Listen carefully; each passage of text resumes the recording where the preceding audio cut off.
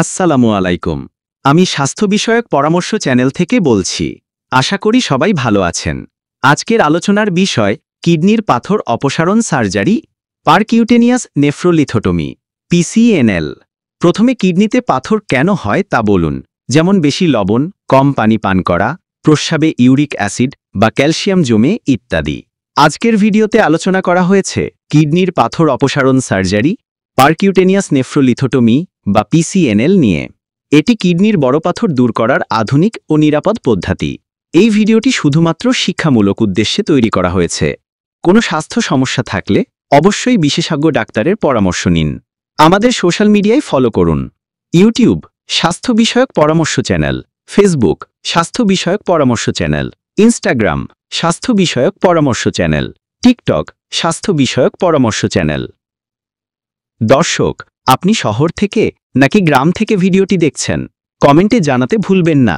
কিডনির পাথর ছোট হলে অনেক সময় ঔষধ বা পানির মাধ্যমে বের হয়ে যায়, কিন্তু বড় পাথরের জন্য সার্জারির প্রয়োজন হয়।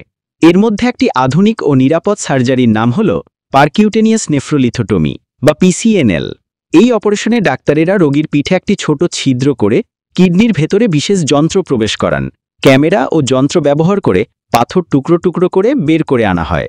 এই সার্জারির সুবিধা হল বড় পাথরও সহজে বের হয়ে যায়, কাটাছেঁড়া কম হয়, রোগী দ্রুত সুস্থ হয়ে ওঠেন। সাধারণত অপারেশনের পরে কয়েকদিন হাসপাতালে থাকতে হয়। ডাক্তার রোগীর শারীরিক অবস্থা দেখে পরামর্শ দেন কতদিন বিশ্রাম নিতে হবে। এই অপারেশন লেজার, আল্ট্রাসনিক বা বিশেষ যন্ত্র দিয়ে করা হয়।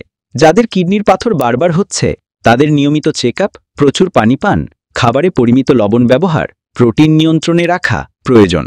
অপারেশনের ঝুঁকি কম, তবে যে কোনো সার্জারির মতোই কিছু জটিলতা থাকতে পারে, যেমন ইনফেকশন, রক্তপাত বা ব্যথা।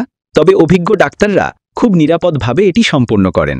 তাই কিডনির বড় পাথর হলে ভয় পাবেন না, চিকিৎসকের পরামর্শ নিন। দর্শক, আপনি আমাদের ভিডিওটি কোথা থেকে দেখছেন? শহর থেকে না গ্রাম থেকে? অবশ্যই কমেন্টে লিখে জানাতে ভুলবেন না। সতর্কীকরণ: এই ভিডিওটি শুধুমাত্র শিক্ষামূলক উদ্দেশ্যে তৈরি করা হয়েছে। কোনো সমস্যা থাকলে অবশ্যই বিশেষজ্ঞ ডাক্তারের পরামর্শ নিন। আমাদের স্বাস্থ্য বিষয়ক পরামর্শ চ্যানেল ইউটিউব, ফেসবুক, ইনস্টাগ্রাম, টিকটকে ফলো করতে ভুলবেন না। ধন্যবাদ সবাইকে। সুস্থ থাকুন, নিরাপদ থাকুন।